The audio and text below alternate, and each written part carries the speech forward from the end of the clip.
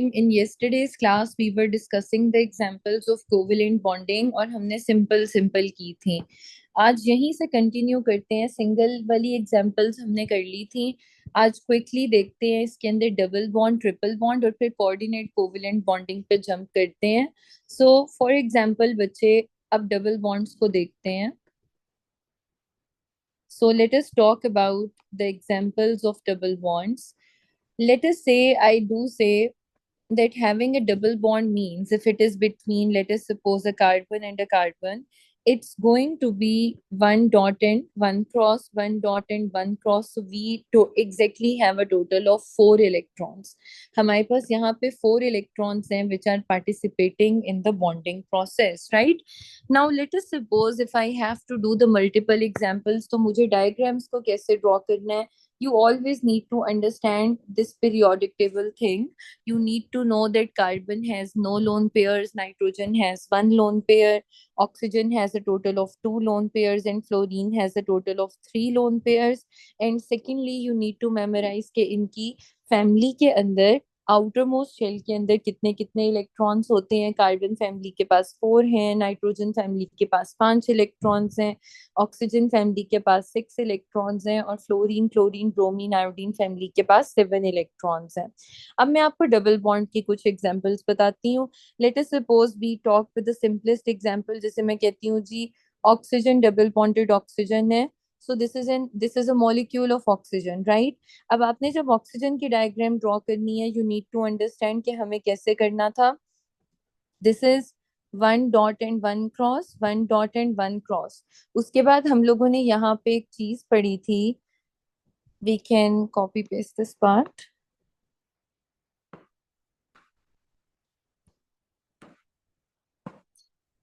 हमने कहा था जी कि अगर हमारे पास लेट अस सपोज ये है, इसमें क्या होता है। हमने कहा जी नाइट्रोजन है लेट अस सपोज आपके पास, ऑक्सीजन है, फिर आपके पास जो है वो कार्बन है, फ्लोरीन है, 2 lone pairs, 3 lone pairs, 1 lone pair और यहाँ पे 0 लोन पेयर। लोन पेयर किसे कहा था? जो पार्टिसिपेट ही नहीं करते बॉन्डिंग में। तो ऑक्सीजन फैमिली पे 2 लोन पेयर्स हैं, तो देखो यहाँ दो दो पेयर्स मैंने यहाँ ड्रॉ कर दिए और इसी तरीके से 2 पेयर्स मैंने यहाँ पे ड्रॉ कर दिए। So when I have to draw the dot and cross diagram, it's going to look like this. This is one oxygen, ठीक है। इसी तरीके से I'll be taking another oxygen like this. उसके बाद we will be completing the electrons, one dot, one cross, one dot, one cross. उसके बाद यहाँ पे क्या है देखो, ये इसके लोन पेयर्स 2 आ गए, ये इसके आ गए। अब आप किसी भी एक एग्जांपल को उठा लें, यू कैन क्लियरली सी यहाँ पे भी ऑक्टेट ऑफ इलेक्ट्रॉन्स कंप्लीट है, 8 इलेक्ट्रॉन्स यहाँ पे भी कंप्लीट है। तो आपने इस तरीके से जो है वो ये एग्जांपल कवर करनी थी। फिर उसके बाद इसके अंदर आपके पास और एग्जांपल्स आती हैं। फॉर एग्जांपल मैं कहती हूँ जी यू हैव कार्बन डाइऑक्साइड, ठीक है। अब यहाँ पे कार्बन डाइऑक्साइड को किस तरीके से करें? This is like this. अब देखो इसमें भी क्या है, इसमें हम लोग को क्लियरली नजर आ रहा है कि यहाँ पे it's going to be one dot and one cross, one dot and one cross, one dot and one cross, one dot and one cross. और ऑक्सीजन के ऊपर कितने लोन पेयर्स आने हैं? 2। एक इस पे लोन पेयर, एक इस पे, इसी तरह यहाँ पे ड्रॉ कर देती हूँ, ठीक है। अब मैं यहाँ पे ना कार्बन को डिफरेंटली शेड कर देती हूँ, या मैं इसका साइन ही चेंज कर देती हूँ, जैसे so it could be easy for you to understand. एक कार्बन को रिप्रेजेंट कर लेते हैं हम क्रॉस से, ऑक्सीजन को रिप्रेजेंट कर लेते हैं हम लोग लेट अस सपोज किसी एक को पिंक डॉट से कर लेते हैं, और जो दूसरी ऑक्सीजन है उसको ब्लू डॉट से कर लेते हैं, ठीक है। अब यहाँ पे देखो ये वाले जो है ऑक्सीजन के इलेक्ट्रॉन्स, इसको मैंने पिंक डॉट से कर दिया, ये 2 लोन पेयर्स इसके आगे, राइट। तो अब आपके पास इस तरीके से ये पूरा एक सेटअप हो गया। जब आपने इसका स्ट्रक्चर ड्रॉ करना है तो this is going to look like this. ये देखें, दिस इज कार्बन, लाइन की जगह पे कहा था ओवरलैप करना है, ये लाइन की जगह पे ओवरलैप आ गया। उसके बाद ऑक्सीजन, फिर लाइन की जगह पे ओवरलैप है, again it's going to be oxygen. अब यहाँ पे क्या आएगा? Dot and cross, dot and cross. यहाँ पे इसी तरीके से 2 लोन पेयर्स, और इस तरफ क्या आएगा? इसी तरीके से डॉट एंड क्रॉस, ठीक है। और यहाँ पे भी टू लोन पेयर्स आ गए। सो यू कैन क्लियरली सी कि हर एक का ऑक्टेट कंप्लीट हो गया। अगर आपको सिंपल पता है किसके पास कितने लोन पेयर्स हैं, you can draw the diagrams directly. आपको इलेक्ट्रॉनिक कन्फिगुरेशन भी लिखने की जरूरत नहीं पड़ती। फॉर एग्जाम्पल वो आपको कहता कि आप यही डायग्राम ना लेट अस सपोज ईथीन के लिए ड्रॉ कर दो, C2H4 के लिए। अब C2H4 आपके पास किस तरह से है, you can clearly see ethene is like this। Yes Ahmed, सारे ग्रुप के पास 7 होंगे बिल्कुल।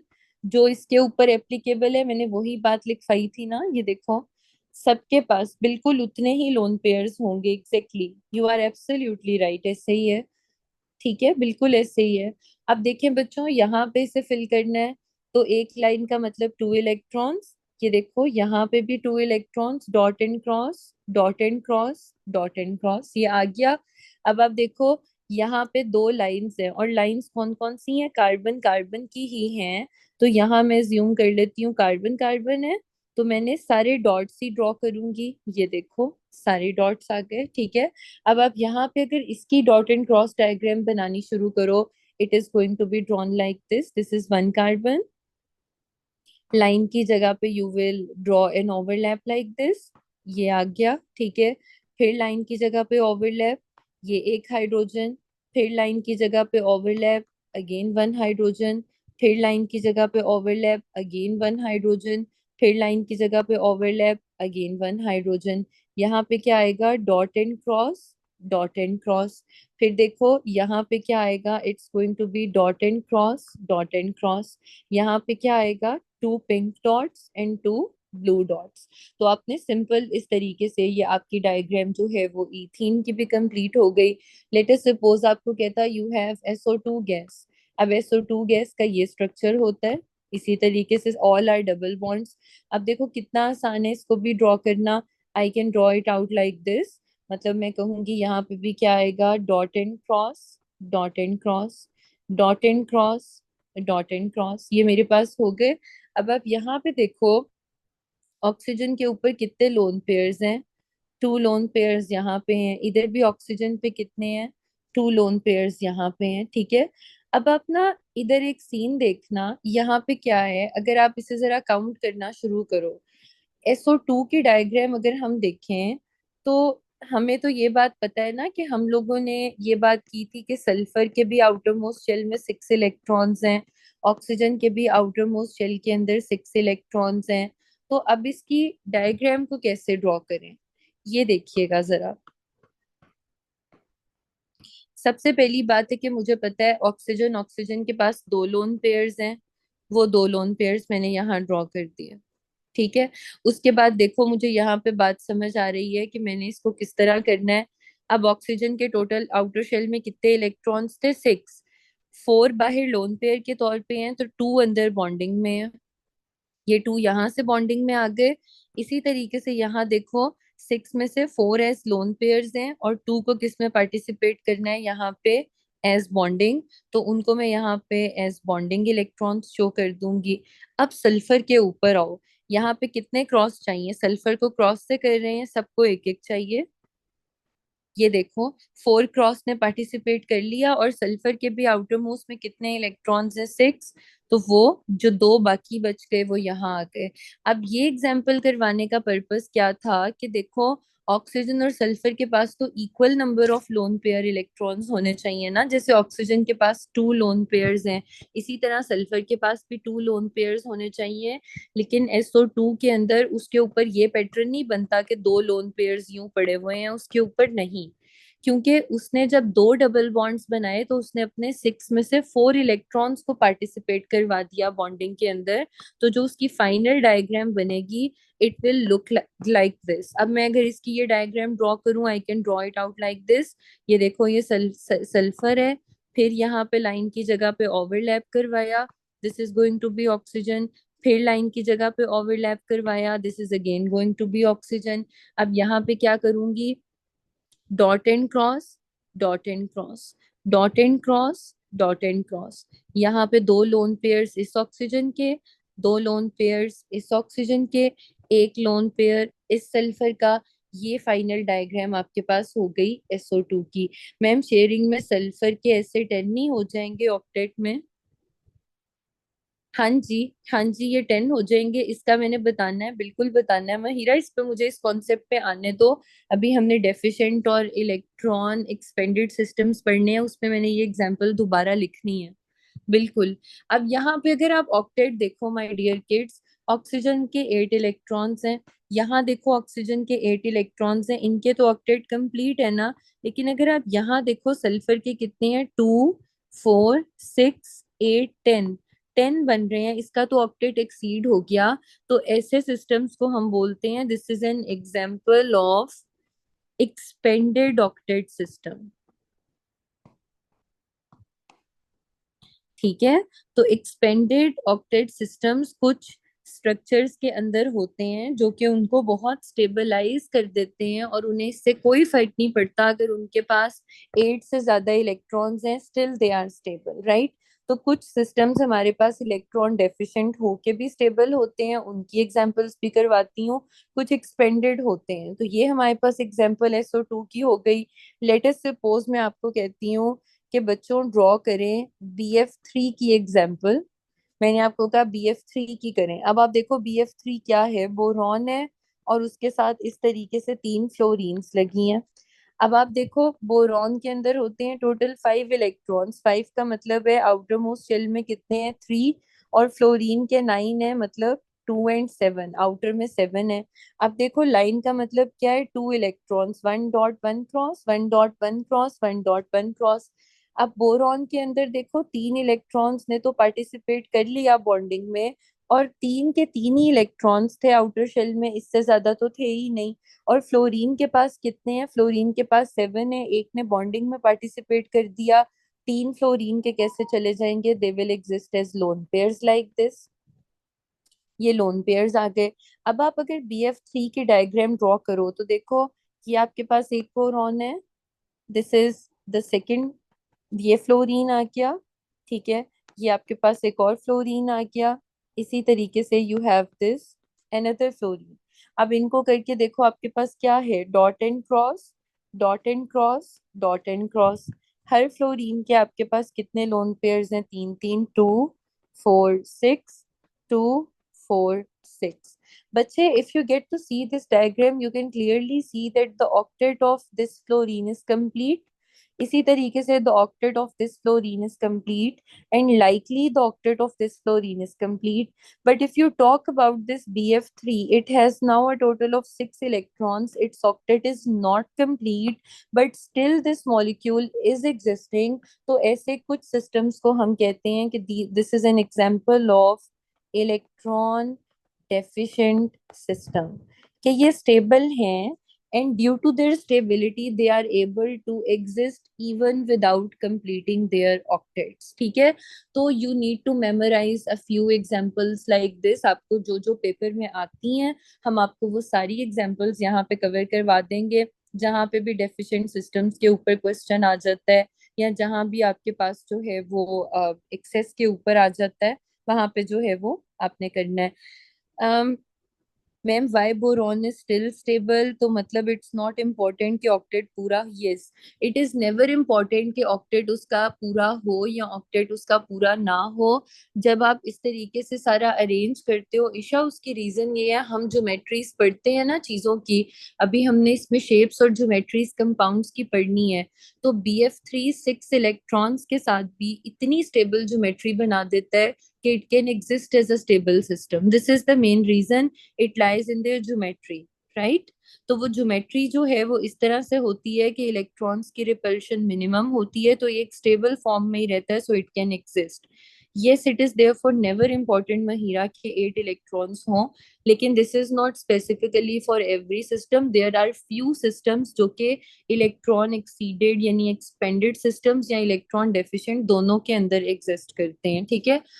BF3 एग्जाम्पल हो गई। इसी तरीके से BF3 की तरह वो किसी भी और के साथ पूछ सकता है हेलोजन के, जैसे BlCl3 हो गया। इसी तरह डेफिशिएंट सिस्टम की एग्जाम्पल हो सकती है, अगर मैं आपसे कहूँ AlCl3 है। ठीक है। अब अगर आपने AlCl3 को करना है तो देखो it again looks like this. Aluminium में 13 इलेक्ट्रॉन्स हैं, 2 8 and 3। But if you talk about chlorine तो देखो 2 8 and 7, 17 है। अब अगर इसको ड्रॉ करना है it's going to look like this, AlCl, Cl and Cl। Now you know कि यहाँ पे कौन से इलेक्ट्रॉन्स लेने हैं, ये वाले 3, यहाँ कौन से लेने हैं, ये वाले 7 आउटर मोस्ट शेल के। So the electronic configuration is going to look like this, dot and cross, dot and cross, dot and cross, right. उसके बाद क्लोरीन के आउटर मोस्ट शेल में 7 होते हैं, 1 ने पार्टिसिपेट बॉन्डिंग में किया, 3 एज लोन पेयर्स आ गए।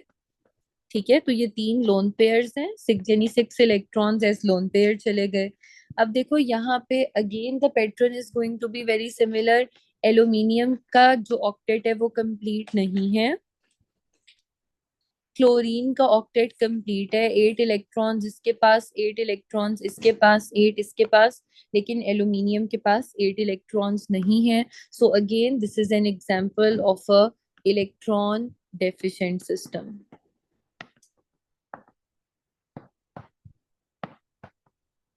ठीक है, ये आपके पास इलेक्ट्रॉन डेफिशिएंट सिस्टम की एग्जांपल आ गई।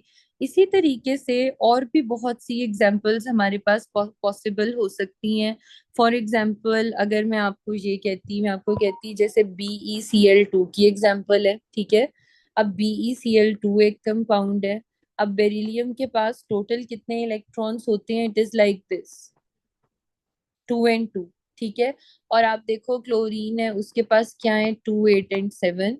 अब इसकी डायग्राम को अगर हम ड्रॉ करें तो it's going to look like this.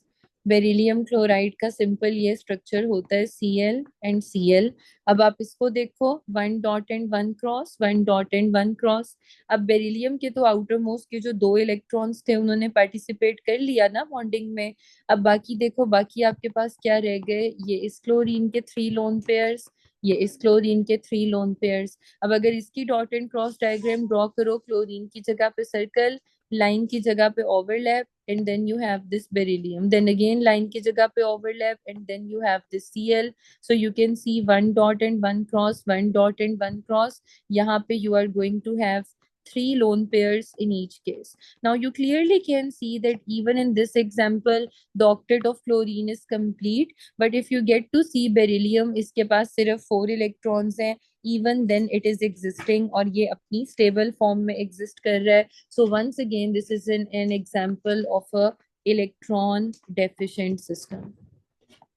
So always remember that you should always be able to understand कि वो MCQs में आपकी skills को बहुत check करेगा, is the candidate able to understand कि electron deficient systems कौन कौन से हैं, क्या उसको clarity है। dot and cross diagrams में आपको confuse करेगा, आपको जान के ऐसी देगा जिसमें octet पूरे नहीं होते, ताकि आप पेपर में टाइम वेस्ट करते रहे, आपको तो हो कि यार ऑक्टेट तो पूरा हो ही नहीं रहा, so I am doing a mistake, हालांकि आप मिस्टेक पेपर में नहीं कर रहे होते। एक आपके पास ये एग्जांपल हो गई। फिर इसी तरीके से हमारे पास एक कंपाउंड लेटेस्ट सपोज ले लेते हैं, मैं कहती हूँ हमारे पास है PCl5। अब PCl5 का मतलब क्या है, you have phosphorus and it is surrounded by 5 chlorines like this. अब आपने इसकी डायग्राम ड्रॉ करनी है, तो देखो यहाँ पे हमने बेसिक पीरियोडिक टेबल में क्या सीखा, we studied that nitrogen and phosphorus family they have a total of 5 electrons in the outer shell. तो मैं आपको वही बात करी थी ना कि there is no need to write down the electronic configuration every time, you just need to understand कि जो भी चीज का ग्रुप नंबर होता है वही आपके टोटल इलेक्ट्रॉन्स को आउटर शेल में शो करता है। तो इट मीन्स कि nitrogen and phosphorus belongs to group 5, so they have a total of 5 electrons. Chlorine belongs to group 7, so they have a total of 7 electrons in their outermost shell. So I can write it down like this कि phosphorus जो है मेरे पास यहाँ पे, phosphorus के पास 5 electrons है outermost shell में, और क्लोरीन के पास 7 है। So I can draw my diagram like this, you can see 1 2 3 4 5। So this basically is phosphorus, और क्लोरीन इसमें आ गया, देखो 1 2 3 4 5, ये सारे मैंने बॉन्ड पेयर्स पूरे कर दिए। Now let us talk about chlorine. Every chlorine has 3 lone pairs, वो 3 लोन पेयर्स यहाँ पे आते गए,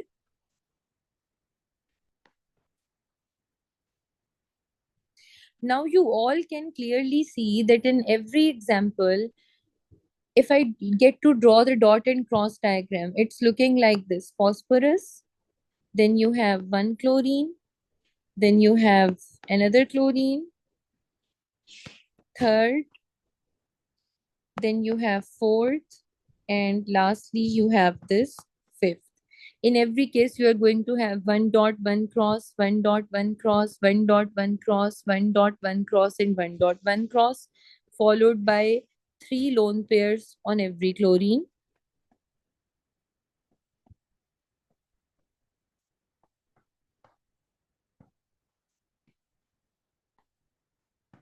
So you can clearly see at this point that every chlorine's octet is complete. Every chlorine is having a total of 8 electrons. इसी तरीके से यहाँ है, and so on.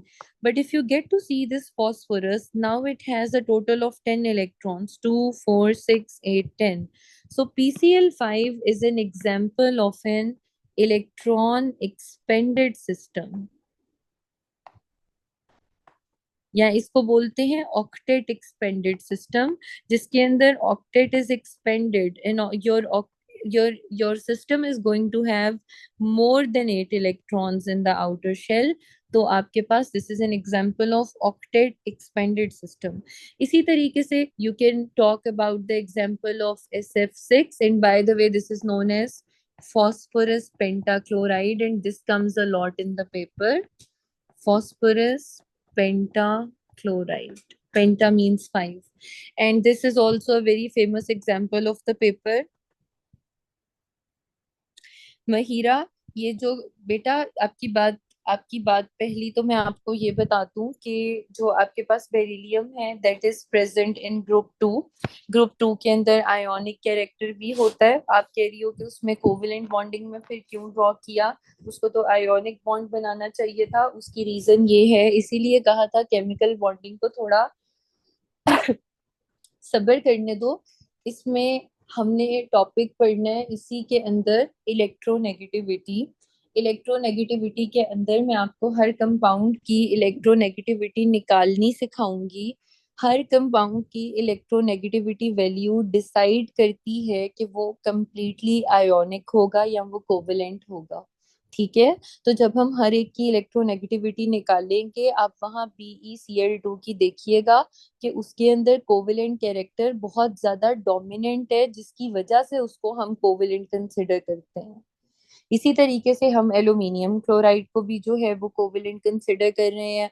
हालांकि वहां पे भी आपका स्टैंड होना चाहिए कि miss aluminium is a metal, chlorine is a non metal, तो आप उसको आयोनिक क्यों कर रही हैं. So everything lies in there electronegativity values. तो जब आपको वो वैल्यूज आती होंगी, आप आसानी से उसकी वर्किंग से डिसाइड कर सकते हो कि कंपाउंड आयोनिक होगा या कोवेलेंट होगा.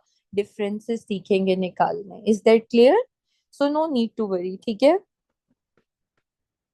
यही तो बात है, हम यही तो हंसते हैं. बच्चे कहते हैं हमारे सारे ओ लेवल्स की जो चीजें पढ़ी हैं ए लेवल्स में आके टीचर्स उसको गलत प्रूफ करते रहते हैं, ये भी नहीं हो रहा, वो भी नहीं हो रहा. फिर हम लोग को ओ लेवल्स में इतना बेसिक क्यों पढ़ाते हैं? I can truly understand, and it is perfectly okay to question, to address your queries, to ask. This is your right कि आपने पूछना है. And I feel so happy when students ask me questions. So you should always ask जहाँ पे आपको है, but make sure that when you leave the class, you leave with a clear mind and you are clear about the work of that particular day. Mahira, is it clear? तो आपको मैं electronegativity पे जैसे ही लेके जाऊंगी, आपको खुद ही समझ आती जाएगी कि ये क्या है. No need to cry. I know chemistry makes us cry. Ma'am boron सिर्फ फ्लोरीन के साथ बेटा देखो, डिपेंड करता है ना. आप देखो BeCl3 के साथ भी हो सकता है, किसी भी हेलोजन के साथ हो सकता है. बाकी तो मल्टीपल वेज है, आपको ड्रॉ करके देखने पड़ेंगे. लेकिन मैं आपको बहुत से सिस्टम्स हैं, ऐसा नहीं है कि जो मैंने आपको पढ़ा दिए सिर्फ यही इलेक्ट्रॉन डेफिशिएंट या इलेक्ट्रॉन एक्सपेंडेड सिस्टम्स हो सकते हैं. मल्टीपल वेज हैं, हम सिर्फ वही एग्जांपल्स को ज्यादा एड्रेस कर रहे हैं जो हमें पास पेपर्स में आती हैं. मैम केमिस्ट्री नहीं, फिजिक्स भी makes us cry. I feel sad for you guys. अब देखो, सपोज करो SF6 है. कोई बात नहीं, I can truly understand. The pain is real. But know that all of us are together in it, right? तो आप लोग अकेले तो नहीं हो ना, आप लोगों के साथ कितने बच्चे हैं जिनकी यही परेशानी है? अब देखो, सल्फर हेक्साफ्लोराइड मींस के sulphur is followed by 6 fluorines. अब देखो बच्चे, इसमें ड्रॉ करना है। अब you know, 1.1 cross 1.1 cross 1.1 cross dot cross. Every fluorine is going to have three lone pairs. वो ये आ गए। ठीक है, ये देखें। Now can you all tell me by simply looking at it, क्या ये आपको नॉर्मल कोवेलेंट लग रहा है? क्या इसका ऑक्टेट कंप्लीट है? क्या इसका ऑक्टेट एक्सीडेड है? क्या इसका ऑक्टेट डेफिशिएंट है? कैसा सिस्टम समझ आ रहा है ये?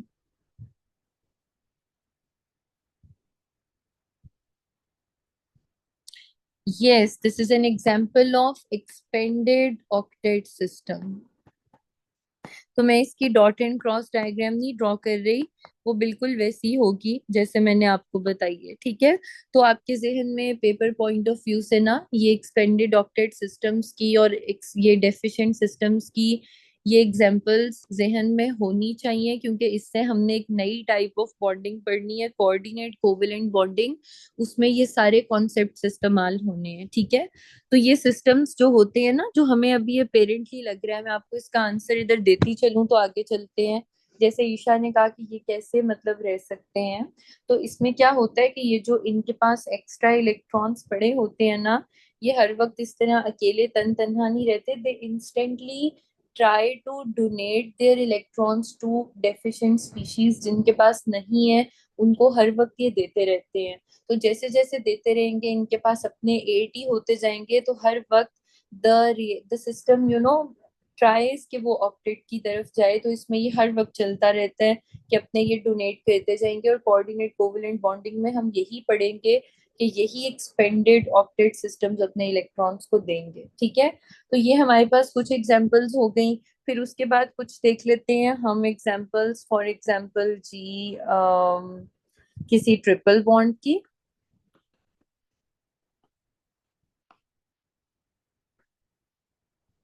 अब ट्रिपल बॉन्ड में जैसे हमारे पास है नाइट्रोजन है। अब नाइट्रोजन में देखो, dot cross dot cross dot cross, ठीक है?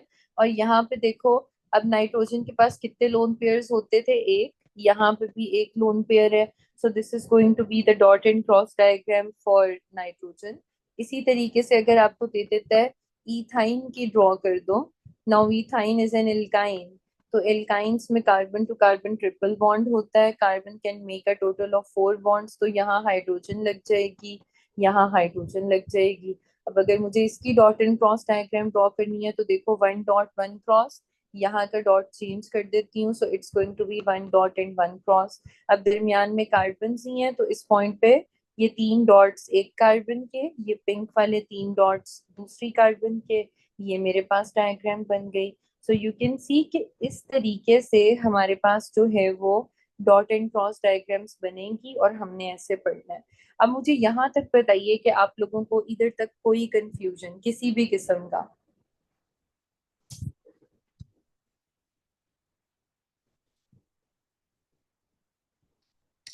Are you all clear about these diagrams? अच्छा, अब फिर इसमें एक एग्जांपल कर लेते हैं ताकि आप लोग को एक क्लैरिटी आए। जैसे हफ्सा ने कल क्लास नहीं ली थी, अगर मैं आप लोगों से पूछती कि SF6 के अंदर कितने बॉन्ड पेयर्स हैं, तो बॉन्ड पेयर्स वो होते हैं जो बॉन्ड्स बन रहे होते हैं।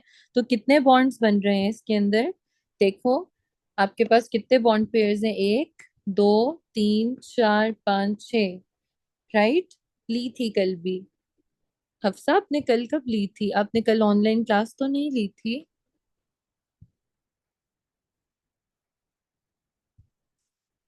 मैम, हमें कैसे पता चलेगा? ये याद करना पड़ेगा। अच्छा, ली थी। यस। तो देखो यहाँ पे क्या है, this is going to have 6 bond pairs. और बाकी कितने हैं? हर एक के पास 3 है और 6 है, और आपके पास कितने इलेक्ट्रॉन्स हो गए? 18 लोन पेयर्स। 3 और 6, बिल्कुल 18 लोन पेयर्स हैं और 6 बॉन्ड पेयर्स हैं, बिल्कुल ठीक है। आपने नहीं, हफ्सा, आई स्टिल रिमेम्बर, मतलब ऐसा हो नहीं सकता। मैंने आपको खुद देखा था, you were not in the meeting. पता नहीं मैं अच्छा, मतलब I remember ma'am she was कल फिर। Hafsa I am so sorry, ऐसा नहीं है। I make sure that no student goes unnoticed, लेकिन टू बी ऑनेस्ट प्रॉमिस मैंने मतलब ऑब्वियसली अल्लाह ताला नोस के हमारे दिल में क्या है और ये वो। ट्रू, ट्रस्ट मी, मुझे नहीं पता कि you were in the class, I swear, वरना मैं हर बच्चे पे ध्यान देती हूँ। I am really really sorry, लेकिन I really have no idea whether you were in the class. हाँ, आप एक्टिव नहीं थी, ये हो सकती है reason. So I'm really sorry for not giving you a due attention. I had no idea that you were in the meeting. मेरे बिल्कुल जहन में था कि तैयबा जो है वो she is in the meeting. Tayyaba actually OCR medium की स्टूडेंट है and she is from UK. So वो जो है फिर आई थिंक दूसरा बैच करेंगी, वो आपके साथ नहीं पढ़ेंगी आप लोगों के, वो दूसरे सेशन में ही होंगी। अच्छा, खैर हमारे पास बच्चे ये हो गया, यहाँ तक हमने चीजों को कवर कर लिया। अब हम आते हैं जरा सारी ना बाकी चीजों के ऊपर। लेट अस सपोज अब मैं आपको कोवलेंट के अंदर जो इम्पोर्टेंट बातें हैं। अच्छा, अगर मैं आप लोगों से ये कहूँ कि मुझे कोवलेंट कंपाउंड्स की थोड़ी सी प्रॉपर्टीज बता दें। अब आप कोवलेंट कंपाउंड्स की मुझे कोई प्रॉपर्टीज बता सकते हैं? कोई मैं आपसे जनरल पूछना चाहूँ, क्योंकि आज ये सारी बेसिक्स को खत्म करना है। क्या क्या लिख सकते हैं इसके कुछ प्रॉपर्टीज लिख लेते हैं, कहीं लिखनी पड़ सकती हैं। ओके, लेट अस सी क्या प्रॉपर्टीज आ रही हैं। बच्चों ने लिखा है they have low, they are insoluble in water, yes. हम बेसिक प्रॉपर्टीज ये लिख सकते हैं, covalent compounds have low melting point and low boiling point, शाबाश। उसके बाद हम लिख सकते हैं इनके बारे में कि they are poor conductors of heat and electricity.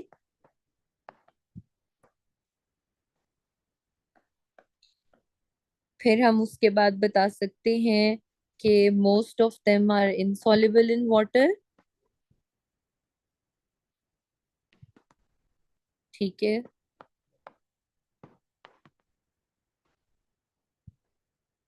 फिर हम उसके अंदर और क्या बता सकते हैं जी, और क्या पॉइंट हो सकता है? Any other thing that you guys think can be considered? और क्या लिख सकते हैं हम? दे, ये इनकी प्रॉपर्टीज हो गई कुछ और। They can not conduct electricity, ठीक है, ठीक है। So you know these are a few properties जो आपके जहन में इससे रिलेटेड होनी चाहिए। उसके अलावा क्या आ सकता है? सॉलिबिलिटी की भी बात कर ली, ठीक है, दैट्स फाइन। ये हो गया। उसके बाद ना जरा देखना, let us talk about ionic bonding.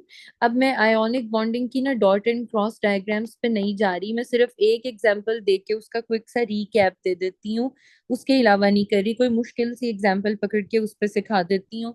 Now ionic bonding involves complete transfer of electrons, ठीक है। अब इसमें क्या होता है कि this occurs between a metal and a non metal, right.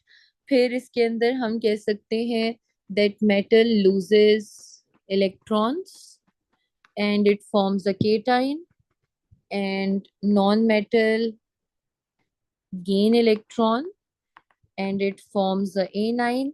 Now you always need to understand कि एक एमसीक्यू पेपर में आता है, वो आपको ना ये ट्रेंड याद रखना है कि एनाइन का साइज सबसे बड़ा होता है, फिर उसके बाद न्यूट्रल एटम आता है और फिर उसके बाद केटाइन आता है। न्यूट्रल एटम इज समथिंग जिसने ना लूज किया ना गेन किया, एनाइन इज समथिंग जिसने गेन कर लिया है इलेक्ट्रॉन, केटाइन इज समथिंग जिसने लूज किया है। So basically after the loss of electrons उसकी एक शेल कम हो गई, जब शेल कम हुई साइज छोटा हो गया, तो हम कहते हैं कि इधर से इस तरफ जाने को आप टर्म लिख सकते हो एटॉमिक रेडियस, आप टर्म लिख सकते हो साइज। दोनों जो हैं वो एनाइन के ज्यादा होते हैं। तो आपने इस तरह से इस पॉइंट को याद रखना है, ठीक है। अब यहाँ पे एक डायग्राम ले लेते हैं। For example if I talk about Isha, Isha ने एक पॉइंट लिखा है कि जो कोवेलेंट कंपाउंड्स हैं they are gases at room temperature. Isha, इनकी जो स्टेट है ना, वो इनकी स्टेट डिफर करती है। जैसे ब्रोमीन है, एक्वस ब्रोमीन, वो नॉन मेटल्स के अंदर लिक्विड है। Most of them are gases, ठीक है। तो इनकी स्टेट जो है वो वेरी करती है, आप कोई एक स्टेट नहीं दे सकते। अच्छा, फिर उसके बाद बच्चे यहाँ पे लेटेस्ट सपोज मैं कहती हूँ Al2O3 की डायग्राम ड्रॉ करनी है। अब यहाँ देखो, इसका मतलब है I take one aluminium, then I take another aluminium. ठीक है, इसका ये मतलब है Al2 का मतलब है दो एल्यूमिनियम लो और तीन ऑक्सीजन लो। देखो, one oxygen, then I take another oxygen, and then I take another oxygen like this. Now we know कि एल्यूमिनियम के आउटर शेल में थ्री इलेक्ट्रॉन्स हैं, ऑक्सीजन के आउटर मोस्ट शेल में सिक्स इलेक्ट्रॉन्स हैं। तो इसके जो थ्री इलेक्ट्रॉन्स हैं वो मेरे पास यहाँ इस तरह आ गए, इसके जो थ्री हैं वो मेरे पास यहाँ इस तरह आ गए। हर ऑक्सीजन के पास सिक्स इलेक्ट्रॉन्स हैं, two, four and six, two, four and six, two, four and six. After bonding is has occurred, तो आपकी डायग्राम क्या बनेगी? एल्यूमिनियम क्या करेगा? Now you all can clearly see that every oxygen is having six electrons and every oxygen needs two more electrons to become stable। दो cross यहाँ जाएंगे, दो क्रॉस यहाँ जाएंगे, दो क्रॉस यहाँ जाएंगे, सब स्टेबल हो जाएगा। तो एल्यूमिनियम का स्ट्रक्चर जो है वो कुछ इस तरह से होगा। एल्यूमिनियम की शेल खाली हो जाएगी, इनर शेल के अंदर इसके पास लेटेस्ट सपोज एट इलेक्ट्रॉन्स रह जाएंगे और उससे इनर में टू, और इसके ऊपर चार्ज क्या आ जाएगा? This is going to be +3 के इसने तीन लूज किए। यही पैटर्न दो एल्यूमिनियम्स का होगा, दूसरी एल्यूमिनियम का भी ऐसे ही होगा, तो मैंने साथ टू लिख दिया। Let us talk about oxygens. अब देखो, this is the oxygen in front of you, so you clearly can see के हर ऑक्सीजन के पास यहाँ पे इस तरीके से सिक्स इलेक्ट्रॉन्स थे। एवरी ऑक्सीजन गेन्स, सॉरी मैंने एल्यूमिनियम को क्रॉस से करना था।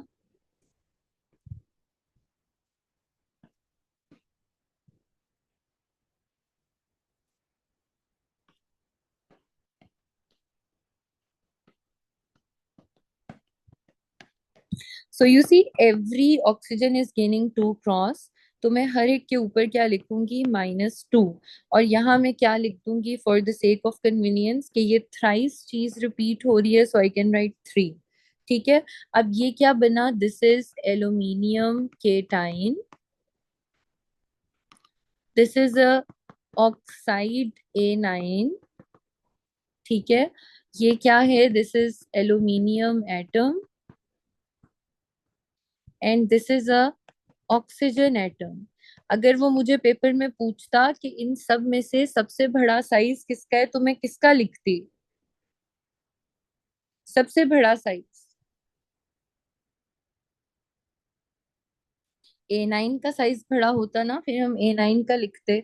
लेकिन वो इस तरह के क्वेश्चंस नहीं देता, मतलब कि ऑक्साइड यहाँ पे बताओ, वो आपको इस तरह के क्वेश्चंस देता है। मैं इससे बात कर रही हूँ, उसने ऑर्डर लिखा होता है। जैसे फॉर एग्जांपल मैंने ये लिखा है ना, ये देखो, इस तरीके से।